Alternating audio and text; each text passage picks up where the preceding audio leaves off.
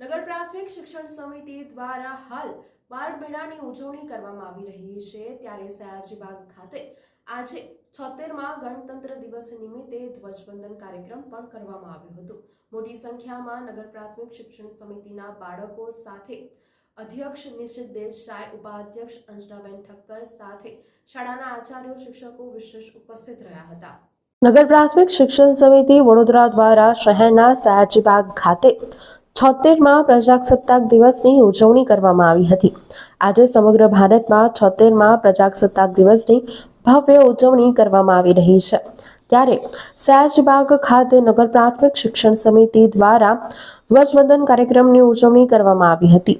અત્રે ઉલ્લેખનીય છે કે સયાજીબાગ ખાતે દર વર્ષની જેમ આ વર્ષે પણ નગર પ્રાથમિક શિક્ષણ સમિતિ વડોદરા દ્વારા બાળ મેળાનું આયોજન કરવામાં આવ્યું છે, જેનો આજે છેલ્લો દિવસ છે।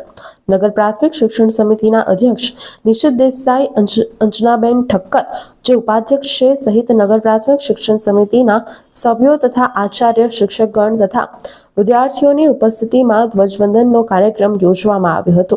સાથે જ સાંજે અહીં બાળકોના જ્ઞાનમાં વધારો થાય તે માટે લેઝર શોના કાર્યક્રમનું પણ આયોજન કરવામાં આવ્યું છે।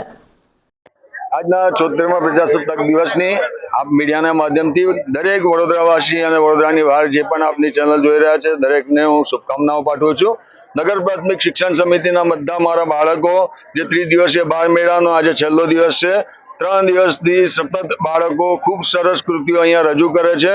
આજે સાંજે અહીંયા લેઝર શોનું આયોજન કરવામાં આવ્યું છે જે શિક્ષણને માટે જ્ઞાનવર્ધક છે અને બાળકો સાથે સાથે એમના પેરેન્ટ્સ બી આની અંદર જોડાય અને સાથે સાથે દરેક લોકો આમાં ખૂબ મોટી સંખ્યામાં જોડાય એના માટે સૌને આજે આમંત્રિત બી કરું છું। સાથે સાથે હું આજે ફરી એકવાર કહું છું કે આ આપણા શિક્ષણ સમિતિના બાળકો એ આ વડોદરા શહેરનું ગૌરવ નથી પણ ભારત દેશનું પણ ગૌરવ છે અને આ બાળકો જ્યારે રાષ્ટ્રપતિ એવોર્ડ વિજેતા લગીની સફર જ્યારે કાપતા હોય ત્યારે અમારા શિક્ષકો પણ ક્યાં ને ક્યાંક એની જોડે ખૂબ સારી કામગીરીમાં લાગેલા છે।